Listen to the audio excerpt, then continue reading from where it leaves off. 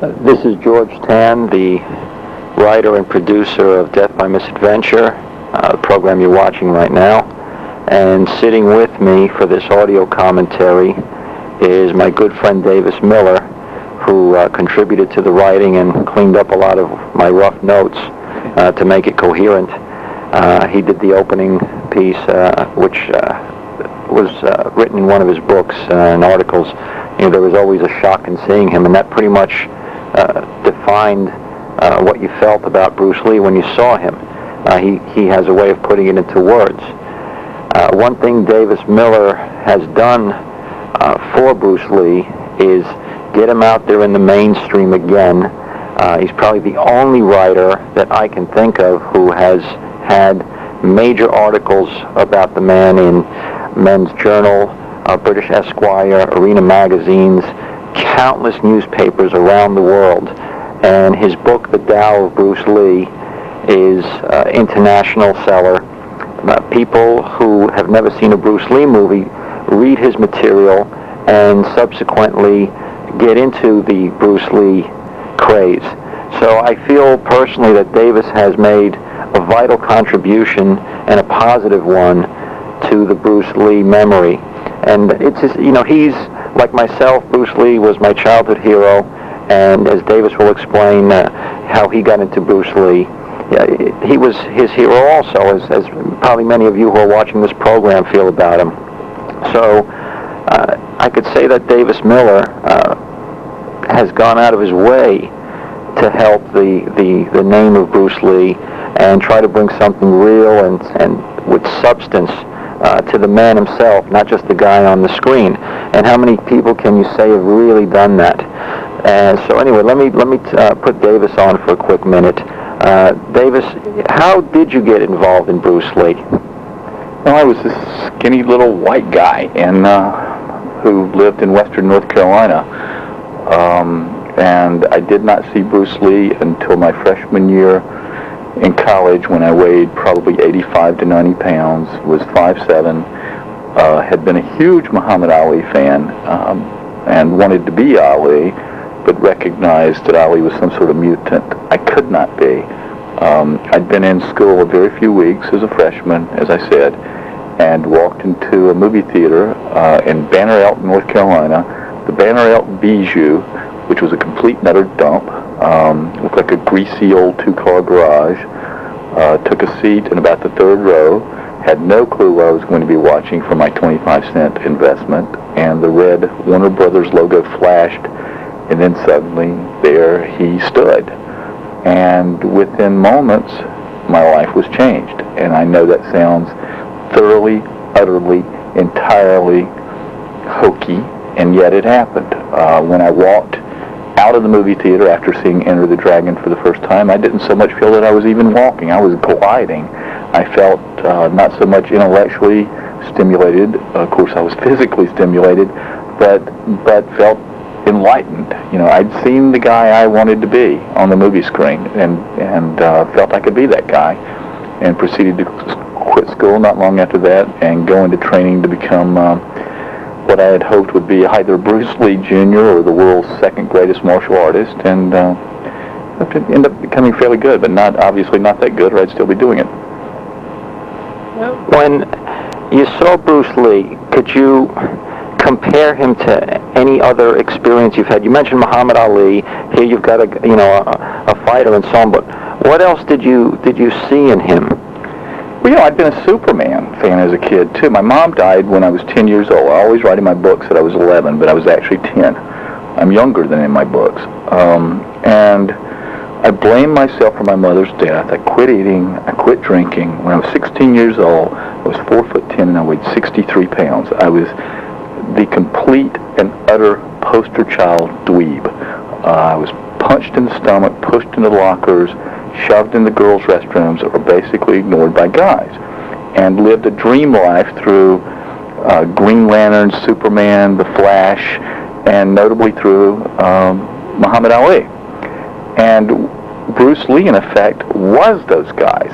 He had a not dissimilar body type to Superman or the Green Lantern, or particularly Ali, but it was on my scale. This was a guy who was 5'7". I was 5'7", and long-armed, long legs, looked very much like Ali in some ways, at least in movement to me at the time.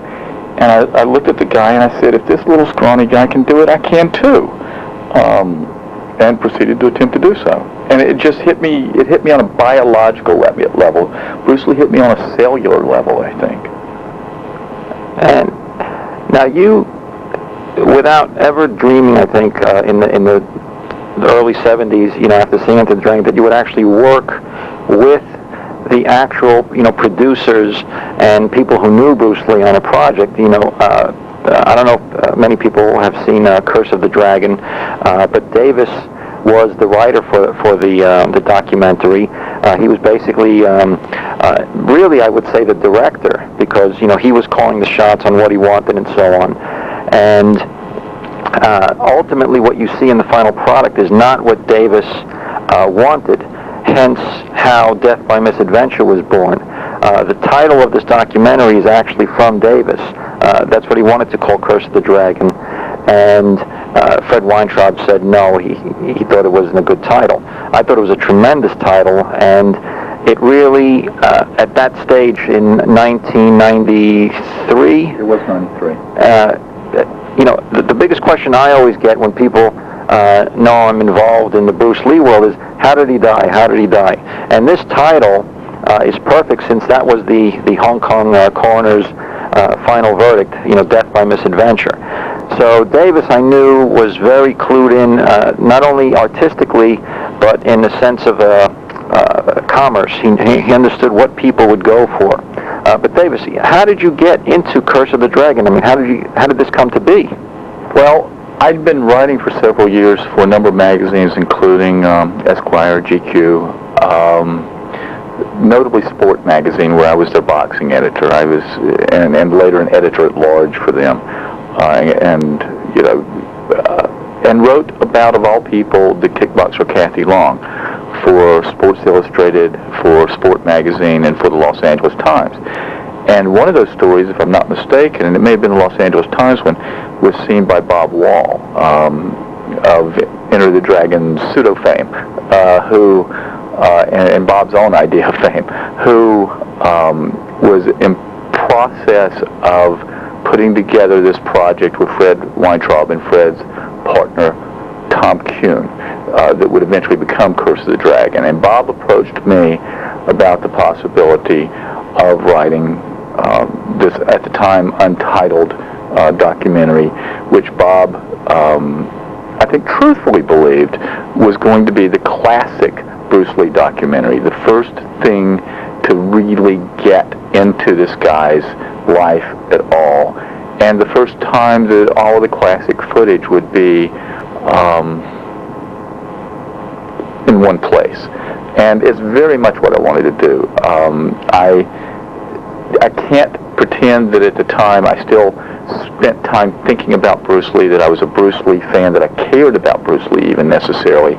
But I had always felt at some point that I'd probably end up doing some serious writing about Bruce Lee. And I didn't think that anyone had written about him either truthfully or well.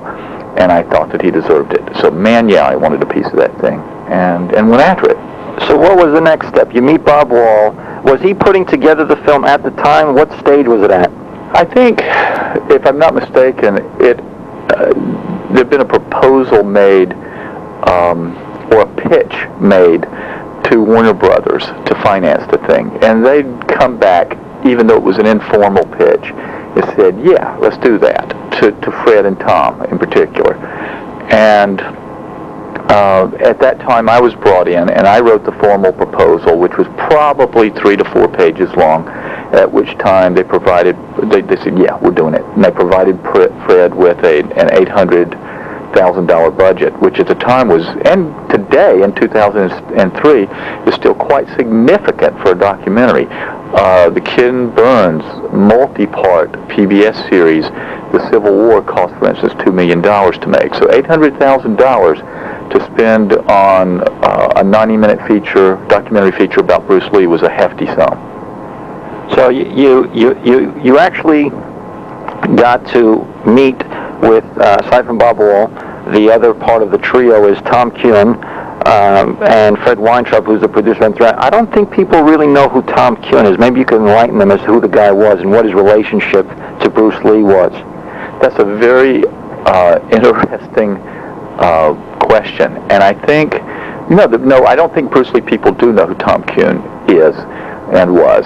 Tom Kuhn at one time was in charge of television production at Warner Brothers, which maybe makes a little light bulb go off in one or two Bruce Lee fans' heads here, because he is, and Tom will not ever admit to this, so we got him on this one, he is the very person who said no to Bruce Lee for what would eventually become the Kung Fu TV series.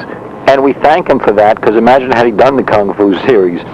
Well, that's true too. But then again, it might have served Bruce Lee pretty well. Would we've gotten these wonderful fight scenes? Probably a little bit less than that. But maybe Bruce Lee might still be among us now if he'd not gone to Hong Kong, which is the things we can talk about later related to Death by Misadventure. Did he talk to you about meeting Bruce Lee? Yes, he did. He had a very funny story where Bruce Lee was not really ever being taken seriously for the role of Kwai Chang Caine. Bruce Lee seemed to think he was being taken seriously, but according to Tom, he was not.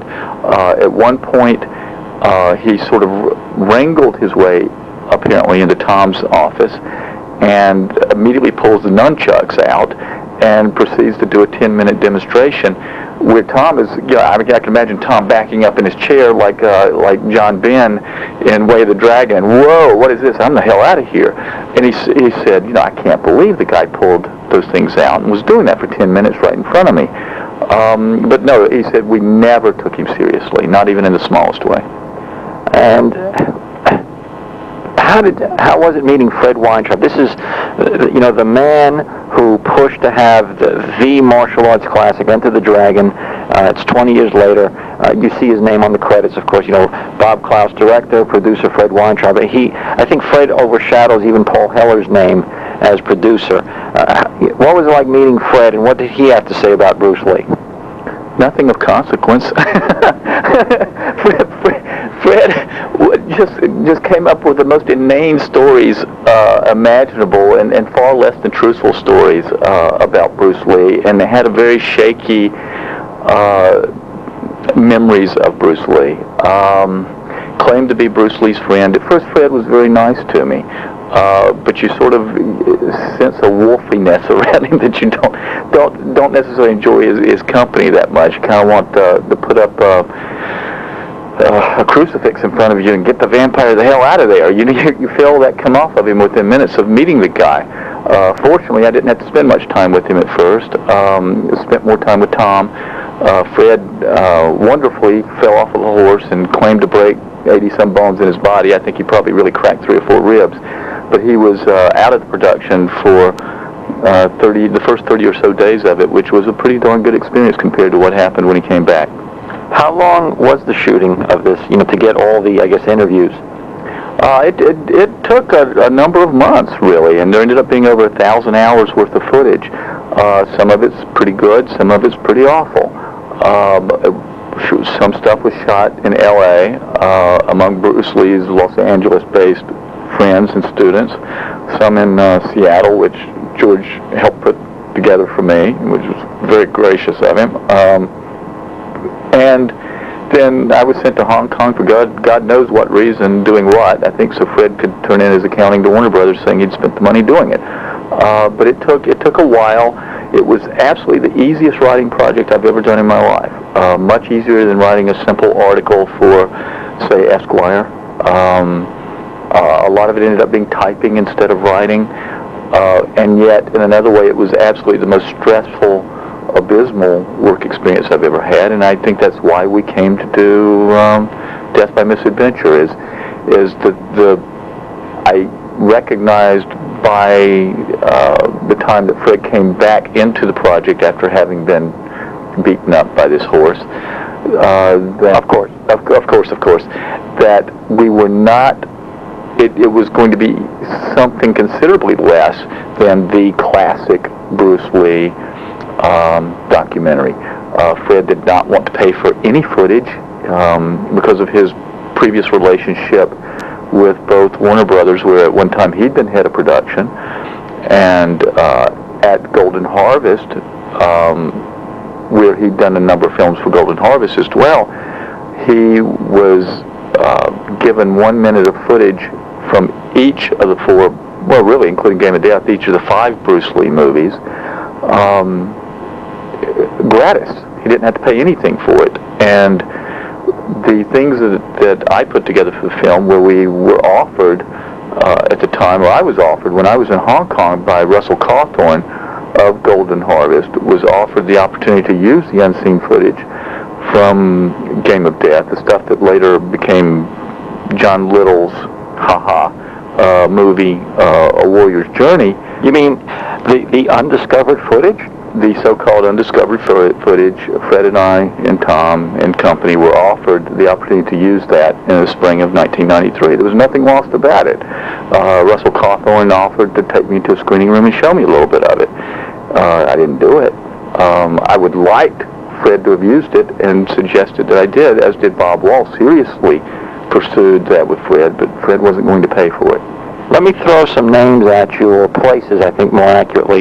You filmed in Los Angeles, you filmed in Seattle, you filmed in Hong Kong.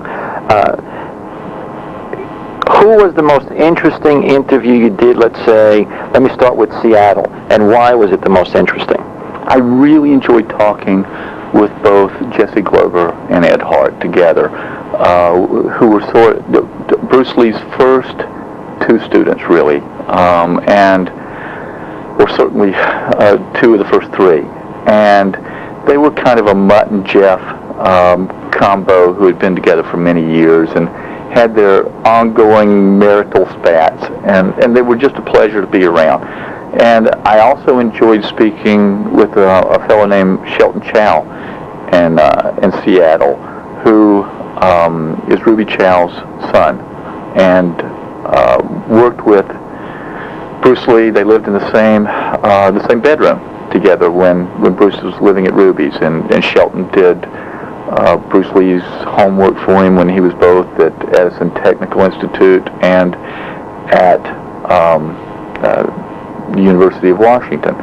And in addition, Shelton worked with Bruce Lee in Ruby's restaurant, where Bruce really didn't do much work, I don't think, and helped teach him how to drive, along with other people teaching him. And I don't think that Shelton Chow was all that terribly taken with Bruce Lee. That was interesting. What was the favorite anecdote from Shelton Chow? Because obviously there was a lot of footage shot of him, and they only used, brief amount of footage.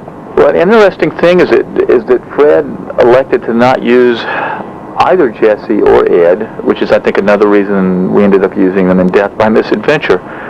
And he only used a moment with Shelton. Shelton told a couple of very good stories, one of which was the closest thing he saw to Bruce Lee being in a fight during the years in Seattle, where a couple sailors, in this case, actually, so maybe this is where the thing came from, a dragging the Bruce Lee story, I can't say, but where a couple of sailors, when Bruce Lee was learning how to drive, stole a parking space from Bruce Lee that he and Shelton were using to teach Lee how to parallel park, at which time Lee got out of the car, apparently walked over, and did what sounded a lot like a hammer fist to the guy's hood of the car, just whanged down on it, and at which time apparently the guys got in the car and got the hell out of there, and they had their parking space back. Now, there may be a little bit of stretch of reality in that. There's always a little legendizing with Bruce Lee stories, but there's something that happened there. Los Angeles, who did you find interesting? Jimmy Coburn. James Coburn is somebody I would really like to spend a lot of time with, and of course he's now deceased. And George and I both have wanted to spend time with Jimmy Coburn and really get to the righteous interview, the accurate interview with him, to open him up to the real Bruce Lee. And I think we both have always felt we could have made that happen, and now it's too late. For a time, I was also a bit taken with Kareem Abdul-Jabbar, but the more I've learned about Bruce Lee since, the less accurate I think his take is. Well, you went to Hong Kong. Yeah, you said you didn't do too much, but who in Hong Kong did you meet that you feel is worth mentioning? On that trip, not much of anyone. Later with you, George, I've met a lot of people I think are intriguing folks that I hope we're able to spend other time with and get more to the real Bruce Lee over the years, which has become, I can't say a mission for me in the sense that it has for you, but I do still feel the obligation and am intrigued enough with the story to want to get to the flesh and the blood, get in this guy's bones a little bit and find out what made him work as a human being. No one has still written about Bruce Lee as a living, breathing, dreaming, sleeping, weeping, crying, dying person. And at some point, I'd like to tell those stories, and I think that I can. Now, what does that have to do with who I met in Hong Kong? Not a darn thing, other than the fact that that's what matters to me about Bruce Lee. We tend to regard him as some sort of 20th century god of martial art, the Jesus of martial arts, and I think finally that's neither fair to us as a culture or to Bruce Lee himself. Who did I meet in Hong Kong of interest? Chaplin Chang. Chaplin Chang is one of the coolest people I think I've ever met. He's just the sweetest, neatest man who will go out of his way to help almost anybody he knows. Now, for those of you who don't know, Chaplin Chang was the location manager and production manager on Way of the Dragon. He was the location manager on Enter the Dragon, and was really Robert Klaus's assistant after Enter the Dragon. Chaplin and Bob stayed very close. They worked on Golden Needles together, and when Bob Klaus was doing his Bruce Lee biography book, Chaplin arranged for many of the interviews. He did all the translating from Chinese into English and so on. And Chaplin does this out of the goodness of his heart. For example, one of the production folk from Way of the Dragon in Rome was in South Africa. He had moved there. Chaplin went to visit him, and the guy was in financial straits at the time. So Chaplin stayed there and helped the guy. I mean, he actually helped the guy's family get back on their feet. We're talking like a couple of years he helped this guy. So, he's got that heart of gold. I have to agree with Davis that Chaplin is top shelf, and he helps the name of Bruce Lee any chance he can. He was not enamored by Bruce Lee. He was not awed by him. He's much older than Bruce Lee when he met him. So there was experience to Bruce Lee in a lot of ways. Chaplin had a pretty rich life by that point. He'd worked with Orson Welles. You know that story much better than I do, the folks he'd worked with. But I think Bogey, maybe, or certainly that generation of Hollywood folks. No, he didn't work with Bogey. He worked with Peter O'Toole and Lord Jim. He worked with Orson Welles. Oh, what's that picture called? Roy Chow was in it also. One of the last ones that Orson Welles made, wasn't it? Yeah, I forget what the thing. So it was a boat. It was on it was like a steamer ship, and I forget what the thing's called. But Chaplin was in the film business from time. And by the way, he was with Raymond Chow back in the early 50s. They both worked for Voice of America. So he knew Raymond from way back, and he went to work with Raymond at Golden Harvest. They broke off bitterly because he felt that Raymond and company were mistreating everybody. And Chaplin is above all a man of principles. He cannot be bought and he cannot be sold. So, he sleeps well at night, let's put it that way. So Chaplin, by the way, did help on Death by Misadventure quite a bit, and we interview him and so forth. But his presence is always there. Any project I've done in Hong Kong, Chaplin has coordinated or done something to that effect. You mentioned a fellow named Russell Cawthorn earlier. He knew Bruce Lee. Maybe you could give a little background on Russell. I'm not sure at this point. That's been a few years ago now. What exactly Russell Cawthorn was doing in the early 90s at Golden Harvest, or almost at that point what was left of Golden Harvest. It was in the process of I won't say folding, but going into yet another identity. But I sort of get the sense he was a bit of an emissary at the time between Raymond Chow and whatever was being taken seriously by Golden Harvest through Raymond. Russell Cawthorne told me his stories with Bruce Lee, took me to Bruce Lee's office, which at the time was Jackie Chan's office, with the brass and black glittery nude wallpaper, female nudes that Bruce Lee had wallpapered his own office with were still there. He was an interesting guy in some ways. Now, you've done this documentary. You wrote it out. It didn't turn out the way you wanted it to, whatever. But you got an experience that most Bruce Lee fans, will never have. Actually meeting many, many, many people that knew Bruce Lee, and you had total access to them. You got to talk to them for, even after the camera stopped rolling and so on. You had an initial impression about Bruce Lee. How did it change after all this experience at Curse of the Dragon? That's a terrific question. And by that time, I'd had a lot of real-world experience, I think, in boxing. Being friends with Muhammad Ali, having spent hundreds and hundreds of hours with him, written about him extensively. The same with Sugar Ray Leonard, Evander Holyfield, a number of boxing people. And what I was finding, and I kickboxed myself in the mid-'70s, and was a fairly good athlete. And what I found in finally getting a more direct exposure to Bruce Lee, other than the movies, instead through his friends and acquaintances and co-workers and family, is that I kept being largely disappointed. There was a flatness and a sadness and a smallness to so many lives that it came to be quite discomforting for me.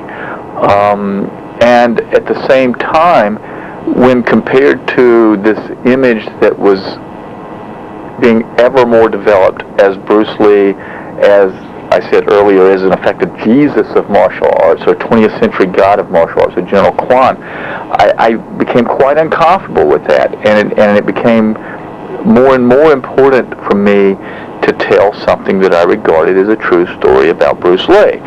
And to an extent, and I know that's been your particular missive too, and mission, George, I think we were able to do that to a large degree in Death by Misadventure, but I also wanted to do it in my particular medium, which I'm a prose writer. So I did it shortly after coming off of that abysmal experience with Curse of the Dragon, and then working with you on Death by Misadventure. I decided that I wanted to write what I would regard as a serious piece of writing, the first ever serious piece of writing, prose writing about Bruce Lee, and did so for Esquire magazine in a long essay that I think was called Bruce Lee American, and then later for Men's Journal and for Rolling Stone. But that still wasn't quite enough, and eventually decided that I wanted to write, in effect, in a book that was the partner of my first book, The Tao of Muhammad Ali, about my relationship with Ali and the numerous ways he influenced me. Wanted to do the same with Bruce Lee in a book that became called The Tao of Bruce Lee, a martial arts memoir. And the martial arts memoir in this case was my own, about the ways I'd been influenced by Bruce Lee, and sort of a biographical portrait, I think the first piece of solid, really solid prose writing about Bruce Lee. And I'm fairly happy with what the book became. It took me a little over 2 years to write. It was published in 2000 to considerable international acclaim, and not as much acclaim in the US of A. Now, you write this book. What kind of response did you get from people who enjoyed your first book? You have a great writing style. And what reaction did you get from the hardcore Bruce Lee fans? It's interesting. The people who had read The Tao of Muhammad Ali, which I do think is a better book, also tended to fall in love with the Tao of Bruce Lee and take it fairly deeply into their lives.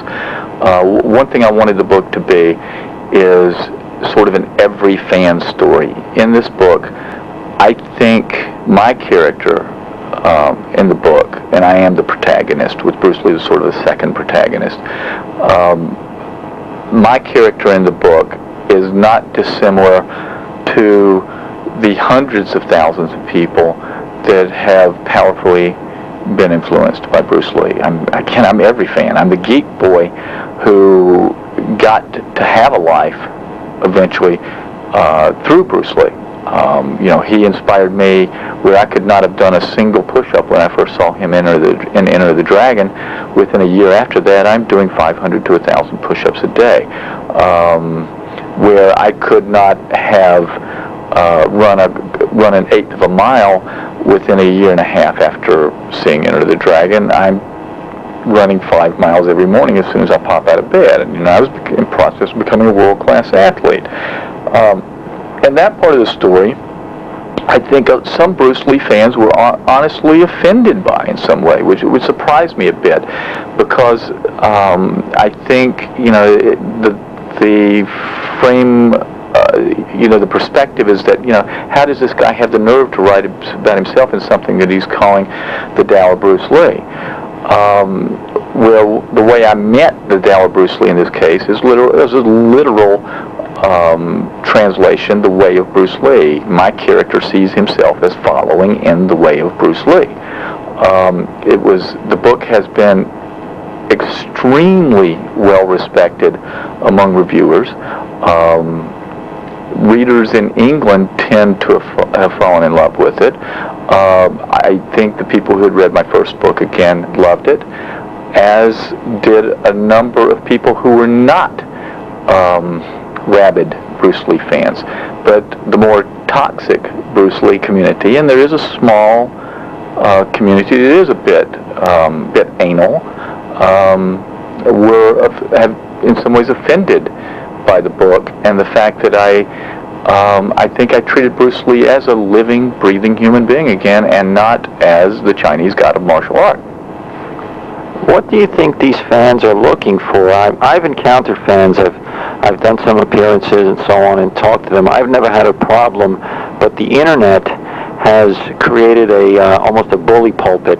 That's a recent phenomenon, actually. When people see you face to face, it's a different story. They go on the internet, they're just some faceless entity, and they don't even put their real name down. They just kind of call themselves whatever, and they punch in, whatever criticisms and insults that they can. So I think this is not just in the Bruce Lee world, it's probably across the board. So what do you think these fans are looking for from Bruce Lee? And is it the same thing that our generation, the people that were around when Bruce Lee was still alive, when his movies came out for the first time, are they looking for the same thing, or has that changed? I don't know that it's changed. Maybe it's developed a little further, and I found that a lot of the younger Bruce Lee fans don't have the sort of Bruce Lee 101 background that the older folks do. The folks who were around in the late 60s through the early 70s. They didn't read Alex Ben Block's book, The Legend of Bruce Lee, or Linda Lee's first book, Bruce Lee, The Man Only I Knew, or the best of those three books, the Felix Dennis, Don Atyo book that I think is called simply King of Kung Fu, that was published in England and made Felix Dennis a very wealthy man in England, and he's the fellow who I think publishes Maxim and a number of other magazines now. But the fans in the younger fans don't have that background. The old Fighting Stars and Black Belt magazines, and what they use as a reference point for their so-called knowledge of Bruce Lee may be the Tuttle Publishing series of books done with John Little called the so-called Bruce Lee Library, which are largely fictional, fantastic misrepresentations of Bruce Lee by Mr. Little. Well, Do you think that the fans really want to know about the real Bruce Lee? Or, for example, in the Bruce Lee's Fighting Method, I think the best selling of there's a 4-volume set. I think the best one was the one on the basic training, maybe. Yeah, something like the physical exercises. Bruce Lee with the medicine ball and all that. I mean, what sense did you get from these fans? Like, what are they looking for in Bruce Lee? Well, that's a very interesting question, and it's something that I think is maybe fairly distinct to Bruce Lee. Is that fans tend to, I don't know that a lot of them are that interested in who Bruce Lee was as a human being. They're more interested in Bruce Lee as kicking machine, as this Samson-ish figure who could have his way with anyone he wanted to have it with physically. And when you're a less than capable person in your own life and your life isn't working the way you want, maybe we think we need that through another person, and I find that kind of unfortunate, which is another reason I do want to write about Bruce Lee as a very vulnerable and even fragile human being in some ways.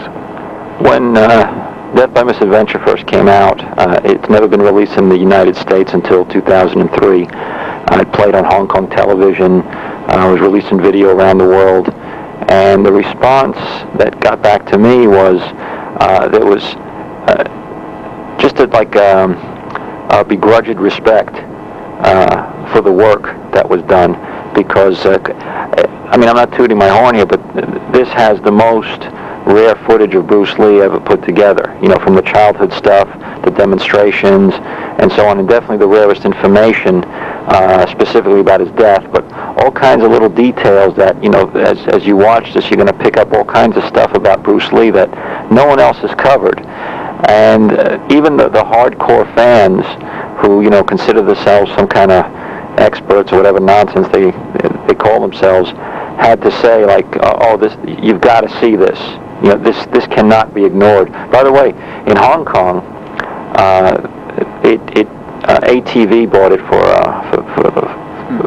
television. They said they had their highest rating in years, and apparently Linda Lee sent them a letter saying, "You shouldn't be showing this. It's immoral. It's unethical for you to show it." So you know what they did? And they showed it again. Yep. They showed it again. So it was kind of silly, actually, for her to be so naive. Let's talk about Bruce Lee's death a minute, because right after this, we're going to put on some of your conversations with Dr. Langford. What did you hear about his death in 1973? I mean, you went to see Enter the Dragon. You did not know he was dead at the time, correct? No, I didn't know he was dead when I saw Enter the Dragon. I recognized it when I walked out of the movie theater and there was a Fighting Stars magazine handed to me. It was the first Fighting Stars published by Black Belt, in which the very first thing on page 1 is a short obituary. And I thought, Jesus Christ, how could this guy that I've just seen on this movie screen, who you can't imagine anyone being more alive than that, how could he possibly be dead? And I think that's the way that so many people relate to Bruce Lee's death. Even now, 30 years later, is that's the very thing that people want to know about him. Even people who've never seen his movies could care less about him or his movies, or couldn't care less about him or his movies, are intrigued by his so-called mysterious death. I remember I didn't find out about Bruce Lee until a year after he died. 1974. I really wasn't into Bruce Lee. I knew him as Kato from the Batman reruns. Actually, I had not seen the Green Hornet series. They made actually 3 cameos on Batman. Actually, it was the 2-part episode, and then they had done a short, 1-minute walk on as Batman and Robin are scaling a building. A window opens, and there's Kato and the Green Hornet. But anyway, that's all I really knew him about. So I had heard all kinds of stuff because we're in grade school, and I remember magazines like what was it, Deadly Hands of Kung Fu, real secrets of karate, real secrets of this, all kinds of things. And they would talk about his death, and you kept hearing cerebral edema. Now what's a kid to know about what a cerebral edema is? It sounded very complicated, but it sounded really mysterious. Something mysterious or sinister had happened. It just doesn't make sense, a guy so young dying. So I was intrigued by it, and then once you watch one of the movies, you get hooked. Because this guy was so amazing, he's so dynamic. And you were a little older than me, so I figure did you look into what happened? Did you try to investigate on your own through whatever magazines or books were floating around, or talking to people in the martial arts? Because hey, since they studied karate, they must know about Bruce Lee. Well, I did do that, but at the same time, my reason for coming to Bruce Lee is maybe not different from the other fans we've been talking about. I wanted to be Bruce Lee. If this little guy could do that stuff, I could too, and damn it, that's what I was proceeding to do. But everything I read about the death brought me to basically the same conclusion as a kid, that he'd fried himself, that somehow this guy had, and this is highly romantic to me now, and there's a kind of truth in it, and something that's not at all true. But my sense of it at the time was probably that, this guy had gotten into the secrets. He'd gone to the places we're not supposed to go, and this is the way he paid for it. And there's a kind of mythology to that is probably very appealing to a basically depressed kid in his early 20s. And I think I've learned another way, and now in my late 40s and into my early 50s, a little more accurate way of coming to Bruce Lee's death. Now, do you remember when I first called you, telling you how I had spoken to Dr. Langford and Dr. Wu? Yeah, I do. And I didn't know who the guys were at the time, and to be completely fair to George here, he's the second person to have ever interviewed Dr. Don Langford, who was the Lee family's personal physician in Hong Kong. The first person was Albert Goldman, who wrote an almost despicable, though in some ways accurate, story about Bruce Lee for Penthouse. And amazingly, Dr. Langford had never been interviewed by any of the Hong Kong press or any other press about Bruce Lee. And to date, only George, myself, and the late Albert Goldman were the only folks who have interviewed the guy. I found Dr. Langford through Dr. Wu. I actually just called information in Hong Kong, and I just asked for Dr. Peter Wu. I forget his first name, but they gave it to me. It was that simple. And I called him up. I told him who I was, and I thought Dr. Langford lived in Hong Kong. He told me he lived in the States, and they still kept in touch. They were friends, and so on. I also spoke to Lee's, the anesthesiologist, who worked on him in May of '73 when he first collapsed. But she didn't have anything to say. She asked me, what did I have? I told her. She says, well, that sums it up. I can't add anything else. So she wasn't that vital to interview. So Dr. Wu and Dr. Langford became the cornerstone of this documentary, which was really born from my rage of watching Dragon, the Bruce Lee story. And I remember I took my wife and kids to see it, and I was so disappointed. I felt that everyone had abandoned Bruce Lee at that point, including his family. It was such a piece of rubbish, high gloss piece of rubbish, and I had indirectly helped make this film happen by working with them briefly in the initial stages. So I said, you know what, I've got to do something. It's in my power to do so. I just finished Cinema Vengeance, and which is a documentary on the history of the Hong Kong action film. And I said, let's do it. I talked to my colleague Toby Russell, and he's like, yeah, let's do this. And I literally put the thing together in 3 weeks. I was so fueled and energized by the injustice that Dragon has absolutely not one accurate scene in it. You can't say that there's one scene that is exactly like Bruce Lee's life. Maybe the argument he has with the Linda character, and he throws a tantrum and he hits the closet door and it breaks. I think that's the only accurate scene in the picture. And another thing that nobody really knows until now about Death by Misadventure is the guiding hand behind it, the deep throat of Death by Misadventure, is actually Bruce Lee's brother, Peter Lee. I met Peter while Ed Kamara, the screenwriter, was doing his Dragon Bruce Lee story research, and I took the opportunity to connect Ed and Peter. And I'd spoken to Peter on the phone, but we met formally, and we did get along. A very nice man, a true gentleman. And I told him what I wanted to do. I called him up, and I said, Peter, what do you think? He's like, why not? So I would call him, but now Peter would not give me the answers. He would just guide me in a direction. He'd say, yeah, that's good, or no, you're not close there. And when I sent him a rough cut, he's like, you got it. I go, is there anything there that I'm missing? He said, no, you're not missing anything. He goes, you've got the whole picture there. Because I was really looking to do something with that. Now, those of you watching this film for the first time, you'll notice that when I interview Dr. Wu, Toby Russell did that interview. I talked to him by phone. Toby was in Hong Kong, and he did it. I went to interview Dr. Langford myself. I was so excited to get this down. There's no cuts. I just keep it running. I did some dramatic recreation inserts while Dr. Langford is talking, because he's talking for many, many minutes. This is not an MTV type of cut editing job. I just left it on because I just wanted the information to be pure and direct. I didn't want anyone to say, oh, did you edit something out? Did you leave something behind? What are you hiding? I just left it as pure as the driven snow. And I challenge anyone not to sit there mesmerized and to be able to get up to and do something else once Dr. Langford starts talking. He has that authority. He has that honesty about him. And coming up is Davis's conversations with Dr. Langford, which has a lot more detail than what was covered here. Davis can bring that out of people. So I think this is a great supplement.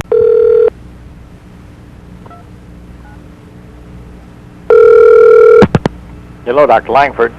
Dr. Langford, hi. This is Davis Miller again. Hello, Mr. For me. Oh, I sure do. In fact, my wife said that she was on the impression that perhaps you were expanding from an article examination of some of your topics to book possibilities. I am. I think I've got, because you and I've talked maybe 4 or 5 times, Right. And I think I've got the basic story pretty well. I remember you telling me something, though, that I did not record and made very few, if any, notes about, related to the hours after Lee's death when Linda Lee and Raymond Chow came by your house. Right. I lived perhaps 50 yards from Bruce's place. Oh. Not because we were in that financial category, but because a number of the old homes in Hong Kong that had been Chinese homes had been confiscated during World War II by the Japanese invading troops. And you never knew whether the deeds had ever been restored to the original owners or whether opportunists had somehow negotiated ownership of these buildings, particularly if the Chinese owners had been killed or deported or who knows what. The Japanese took a large number of people back to Japan and used them as beasts of burden in the coal mines. And I had a number of patients who had survived that and got back to Hong Kong, and they were always horribly crippled and maimed in various ways. But our mission was able to buy one such home at a very inexpensive price. And so that's the only reason that we were living in that particular area. And strangely enough, a number of those homes became so difficult to maintain and so expensive that they were bought out and made into motels that featured 1-hour rooms for prostitutes.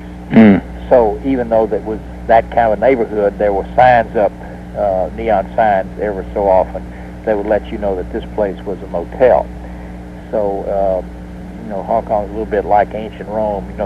You read the secular historians say the stench from the slums was so horrible that the emperor and his family had to get out of Rome during the hot weather and go out into the country. And so in Hong Kong there was this interesting mixture, and Bruce and his wife bought one such home, and I can't remember whether they tore it down or remodeled it, but they had a Japanese type lawn that tapered back gently from the street and beautiful home that contained his gymnasium and large living room area and place for the children and so forth. And so after I'd gone through all that business about being called by the hospital, about the condition of his body and what was to be done with it and so forth, I get this call, must have been midnight to 1 a.m. from Raymond Jow, who heads up Great Wall. He was I don't know whether he was the owner, but he certainly managed the Great Wall movie industry, which is the big competing group from the Shaw Brothers. Yes, sir. And Bruce, of course, had been one of his star properties, and I'm sure that whatever relationship Raymond had with Bruce, it represented some tremendous financial loss for him, because there were probably all kinds of things either in the planning stage or films that were incomplete. And he, of course, had functioned a great deal sort of to be helpful to Linda during times when Bruce would be away or when he was inaccessible because of the shooting contracts and so forth. And so it was quite normal that she would have called him, or that he would have gone to her side during what he knew must have been those agonizing hours just after Bruce's death. And she not only was dealing with the loss of her husband and all that that meant, but she was in a foreign society where she had been surrounded and protected and taken care of. And though she and I met in language school, so she did have some ability in Chinese. She was really on the spot in that situation.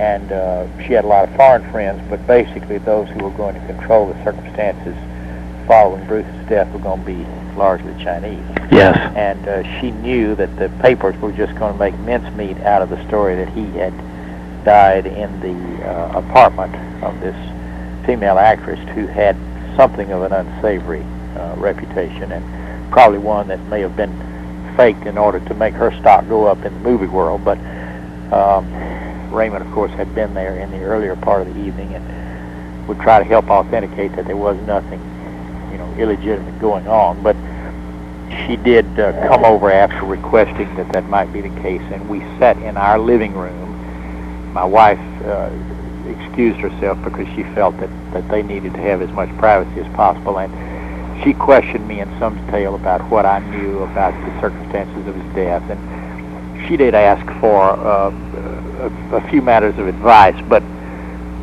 certainly not with me as a confidant, and I don't know that she took my advice about anything other than perhaps the way of dealing with his body and so forth. I explained to her that almost certainly his body would be kept under lock and key until some arrangements had been made for an autopsy, and I couldn't imagine that they were going to let him be spared an autopsy, because I was sure there were big costly insurance policies, and there would be all kind of questions about whether or not the insurance companies would pay, without an autopsy. Yes. And because of all the notoriety that was going on, and that she really ought to consider that a blessing, because his body was locked away from prying eyes, and at least she would be spared that kind of indignity. She wouldn't have to make immediate arrangements about the body, and the Chinese funeral homes are really horrors themselves. I bet they are. And then after perhaps an hour there, and she did question me some about whether or not I had any information that would give any substance to the stories that were certainly going to arise out of his death and the circumstances. And I was able to honestly assure her that I had never seen the slightest evidence that Bruce was philandering, or that, of course, most of my contacts with him had been when he was injured, or when he was ill, or when I was dealing with an illness in their family, like the little boy's hand injury that I think I told you about. Yes, you did. When he hurt his hand. That I had never seen the slightest evidence that there were any other women in Bruce's life, and I was able to say that with honesty. But of course she was weeping, and she was very concerned. I don't think she was being selfish. I think she was really concerned that this public that had been so adoring was just going to be ravenous over any rumors that got started of an unsavory nature about his terminal hours. And I was able to say to her that I was not aware of anything that would give substance to that. And then they went away, and I never saw her again until the trial. Until the trial. Okay. And have not seen her since. Oh, and you've not. Okay. Has during those hours when she and Zhao were in your home, is that when, to your knowledge or lack of knowledge, is that when it was decided that the particular press release would be issued that said that Lee had died while walking with Linda in that garden? That was absolutely concocted. I discouraged any attempt to fabricate anything other than the truth, because so many people, were involved by this time who had known about his death even before Linda did. Yes. That I couldn't imagine that they were going to be able to squelch that. Plus, there were probably going to be a lot of other people who would come forward in the hope of getting some personal remuneration by concocting whatever story the press wanted. So I definitely discouraged any concoction that I thought they would have to make the best they could of giving the facts of the circumstances, particularly emphasizing the fact that Raymond was there with the two of them in the apartment, and that it was a business get-together, and that Raymond only left because of being called away. Yes, yes. And that it was unlikely and perhaps even impossible that with Bruce having become so ill immediately that anything unsavory could have transpired following Raymond's departure. And that I couldn't prove that, but that I felt like that was something they could really push. Well, I would think that someone who's having the sort of event that he was undergoing by the time that Raymond had left there, I mean, cerebral edema cannot be the least painful thing that's likely to happen to someone. It's agonizing. It's like a migraine headache that involves the entire head, not just one area. It's almost always associated with nausea and vomiting, and fairly quickly with either aberrations of consciousness or loss of consciousness. So it was not a fun episode.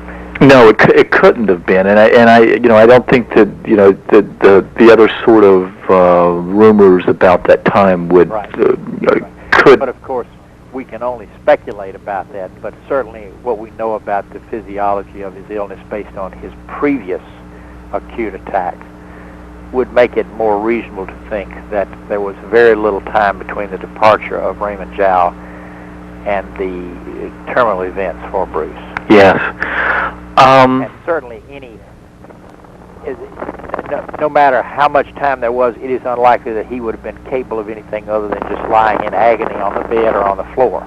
Yes. That's God, it sounds terrible. I don't know if you can hear the static in the background here. I'm getting it. Do you? What is it? Did you see? One thing. Yes. One thing that I would hope that you would give a real emphasis to, and I wouldn't, and I'm not asking you to make a big deal out of it, but I really am asking that you not fail to point out the dignity with which Linda conducted herself during all of that. I tell you, my heart just went out to her. She just was so bereft. She really loved her husband. Well, it had to be a horrible situation to be in Hong Kong, and in a lot of ways, Bruce Lee was not. Such horrible indignities as part of a Chinese funeral. Yes. The business of having to wear the sackcloth and march in front of the coffin and for her children. I mean, that and of course that all came on after the initial shock of the loss of her husband. But imagine a young man who is the rising star, who's in perfect health, and then you get this call and he's dead. And it was not a death from an automobile accident or a fall or anything, from medication, for crying out loud. And of course she had not been able to digest that or get all the information. It's probably not until the trial itself, or the hearing, I should say, rather than a trial. It probably was only then that she came to really understand some of the ramifications of what was happening. So she just was in a real situation of turmoil, and she showed all the evidences of genuine grief. But she did conduct herself I felt in a way that would justify a woman far older and more experienced. And more because she certainly was not an experienced person, and she was a fairly naive individual, I think. She was at a tremendous situation of disadvantage. So I really hope that you would give some brief statement to that. I think that you're going to be surprised on several fronts at what I'm doing with this, because I want to, I want to both demythologize the guy, and also humanize him, in what I hope are honest and fair ways. And that's a tough thing to do when you didn't know someone personally. And something that's occurred to me, well, several things that occurred to me to ask you, that between the episode of May 10th and his death on July 20th, I think you had told me before that you ran into him, maybe a couple of times, as he was doing his running or whatever he might be doing in the interim. Did you see ongoing signs of any sort of development of... Not at all, and there was nothing to make me think that he had been indulging in the use of drugs again. Now, those contacts were brief.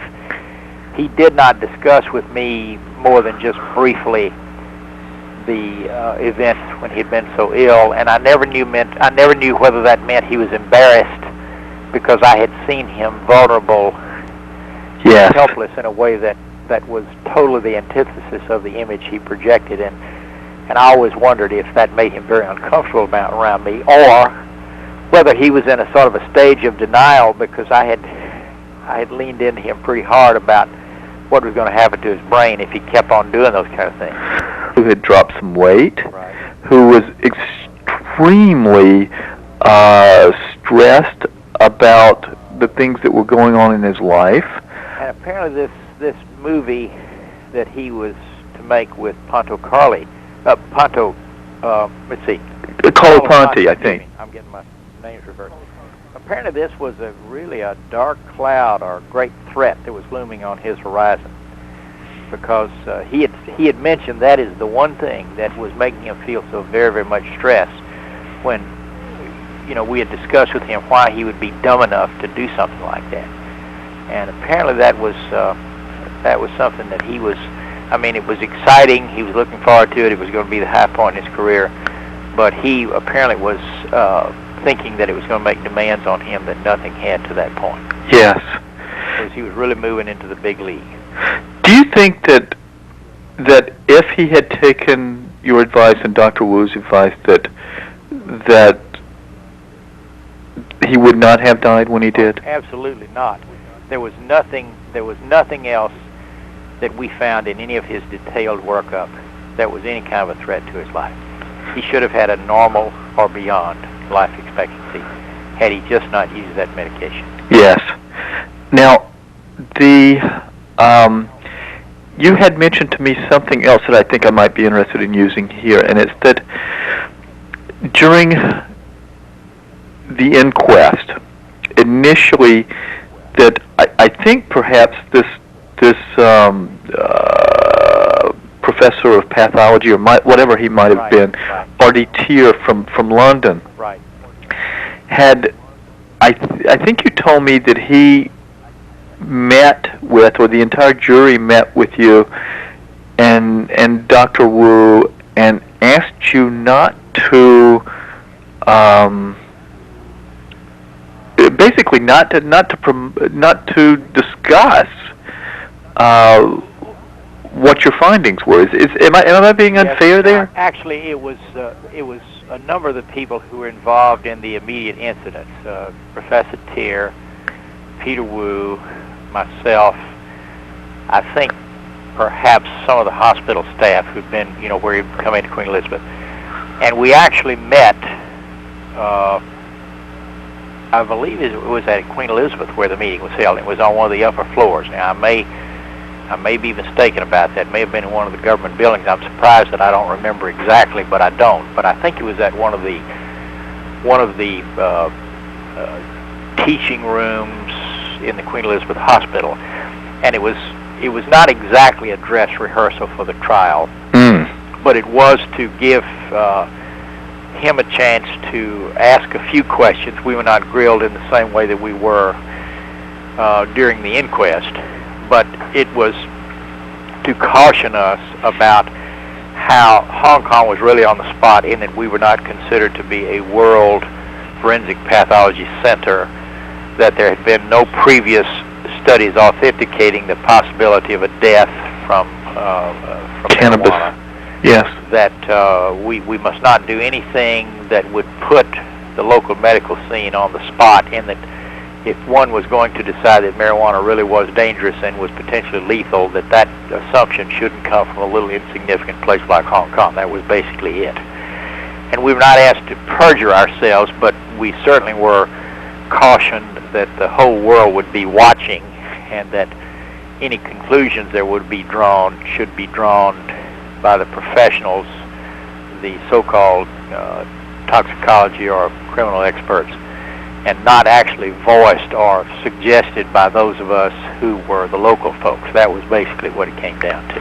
Okay, perfect. That's a big help. I've not seen anyone ever say that. And that certainly is not an imprudent move. At the time, it really shocked me, because I viewed it sort of like tampering with the witnesses. Yes. But as I've had a chance to ruminate more over that, it probably was a prudent move to just make us do consciously what we should have done reflexly, even without that. Okay. And fortunately, I had not been on the spot. People didn't line up at my door trying to press me for information. I was a foreigner, and the Chinese press certainly didn't try to make hay out of me. I don't think a single Chinese newspaper came and tried to interview me. Isn't that remarkable, too? It is. It really is.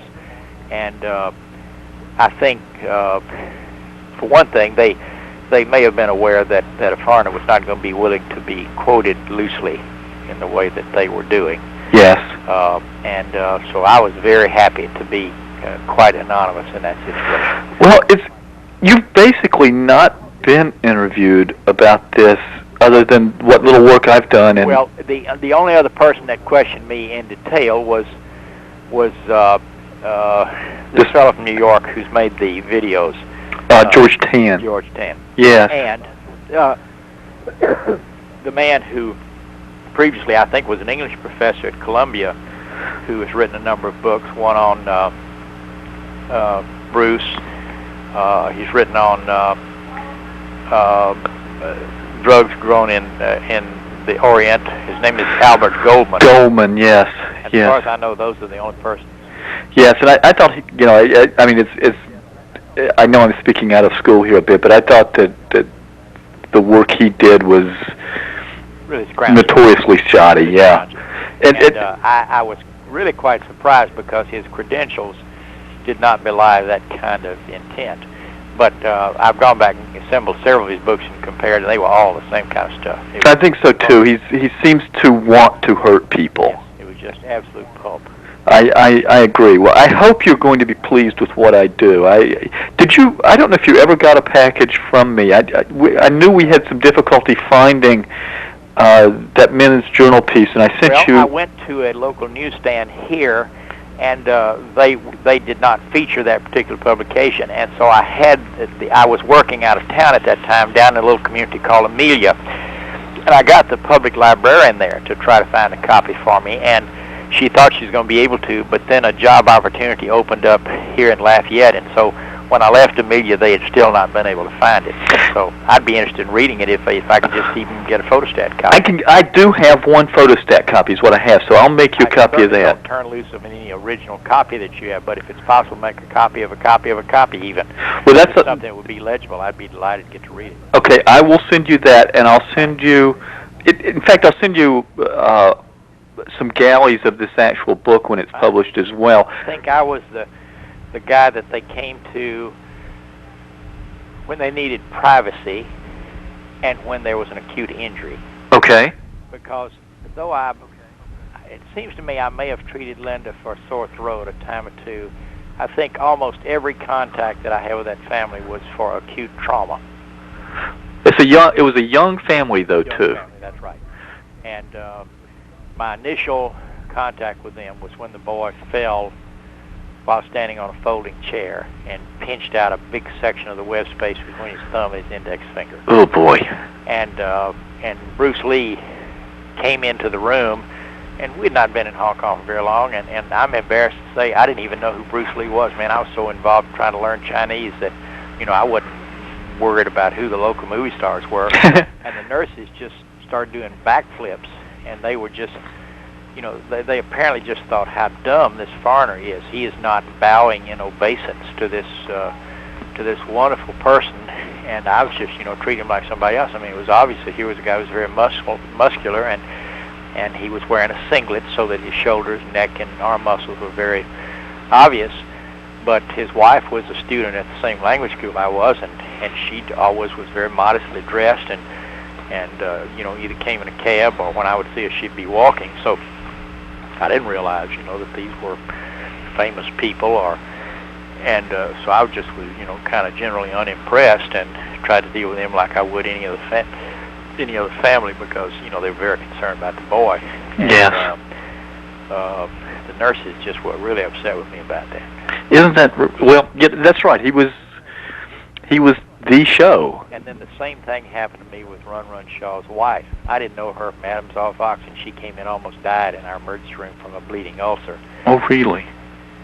So I was the dumbest thing in town for two famous people and didn't know who they were. Yeah, that's right. You were I guess, they'd regard you as... I'm really glad that I didn't know who they were, because I had enough pressure on me, trying to deal in Chinese. Yes. Well, how long were you in Hong Kong? About 5 years? 26 years. Oh, 26 years. Yeah. Oh, that's quite a while. So you stayed there a number of years then after... Oh, yeah. Yeah. In fact, we were appointed for a lifetime, and the only reason that Mary and I came home at the time we did is because of the illness of her parents. In fact, her mother lives with us now. Her father died about 6 weeks after we got him moved into our home. Oh, boy. But her mother is legally blind and has what is almost certainly the moderate stages of Alzheimer's. Yes. Well, I'm sorry to hear that. That's why we were here, and we still care for her. So, in fact, she just came through the door to say goodnight to my wife and went back into her little apartment that is attached to our kitchen. Is your wife originally from Louisiana then? No, she's a Texan and I'm a Tennessean. I thought you were Tennessean. We met in high school. I was just in a little country town, a little village, and she actually lived in a pretty good-sized city. And a friend of mine played the organ on Sunday nights in this big church where she attended, and it was a very treacherous stretch of highway, the 50 miles between the little country town I lived in and the city. So he asked me if I would drive with him. One of us would drive one way and one would drive the other. We'd go on Sunday afternoon and come back on Sunday night, and I met her, I think the first Sunday we were there. She was singing in a trio, and he went to rehearse with them for the Sunday evening service, and that's when I first met my wife. How about that? And related to that, I'm going to ask you a very immodest question. How old are you? I'm 67. You're 67, so then during Bruce Lee's, when you were seeing him, you were roughly 40. That's right. Okay. Okay, that's a lot of what I need to know then, too. You're an absolute pleasure to speak with, and you have been each time I've spoken with you. Very kind. Very kind. And I will make a point of... Well, let me get your address again in case it's changed. 132 Okay. Wills, W-I-L-L-S Drive, and it's Lafayette, L-A-F-A-Y-E-T-T-E, Okay. Louisiana, 70506. 70506. I do remember that I sent you a manuscript of my piece. I don't know if you ever got that or not, when I could not get hold of an original copy. But I will make a point of making a copy of this one copy I have tomorrow. And we would welcome you. I don't know that you would have any occasion to be in our part of the country, but if you are, I would certainly hope that you would allow us to extend the courtesy of the accommodations of our home. And of course, I try to be very sensitive to the family's feelings, but you know, it comes down to a pretty easy decision for me. When you've got to speak the truth, you just have to do it. You do it as gently as you can, but you don't have to weigh what your answer is going to be if you just concentrate on giving the truth. Well, that's pretty much the way I feel too, and you know, and I just don't do what a guy like Albert Goldman did. I just don't want to dissect anyone. It's more that I agree. There's a kind of truth here, and there's something that you know, if a guy is being regarded as some sort of martial monk and a person with a lot of answers. But you know, Peter Wu is a world-famous neurosurgeon. I mean, he's done one of the biggest series of papers on sudden death from arteriovenous malformations of the brain. They occur more commonly in southern Chinese than any other group of people. Of course, he was right in the heart of all that. And I'm sure it was much more difficult for him to testify than for me, because, you know, I was a nobody and had nothing to lose, and he was really somebody, and I'm sure he was just miserable during that whole.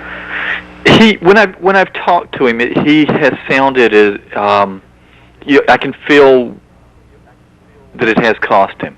Right. I'm going to mention, he had not told me that. I knew that he was a well-regarded, really world-class authority, but I did not know the particulars. His wife is a physician, and she owns a big silk business, or did. She's from a very well-heeled family, so I'm sure that he just agonizes over, you know, what he had to say and what he's had to say since then. Is there anything else that you'd want to say that maybe no one has asked, or just? Yes, the one thing I'd like to say is that I really did like Bruce and Linda Lee. I admired them. I was a bit in awe of how rapid Bruce's rise to stardom had been, and I was so fearful of what it would do to him, and my worst fears were far exceeded in terms of what did happen to him. Yeah, I think he could have been a really interesting guy if he'd lived. But I really did like them, and I really did feel fortunate in just being given a glimpse of what was happening to them in terms of their worth being recognized. I wasn't happy to see it exploited, but I certainly was I was certainly delighted to see that, and that Linda was being swept along with Bruce in that aura that he was creating with his talents and his charisma. Well, thanks for saying that. I think that she, in some respects, has had a. This is an unfortunate thing to say in some ways, but I think she's had a better life without him than she was. No question. She was on stage all the time. Yes. And didn't want to be. She was not. That was not a natural role for her. And she, you know, and she was subjugated to who he was, and exactly. and in his death, over some years, tended to find her own identity. Exactly. Well, again, it's been a pleasure. I hope you enjoy what I send you. If you have any problems, not only with what you say, but with anything you feel is less than accurate or less than fair in what I write, please don't hesitate to give me a ring and let me know. Thank you, sir. That is a special gift. Okay. Thanks again, and I hope I do meet you sometime. All right, and you call if I can be of any further help. Yes, sir, I will. Thank you. Thank you. Bye-bye.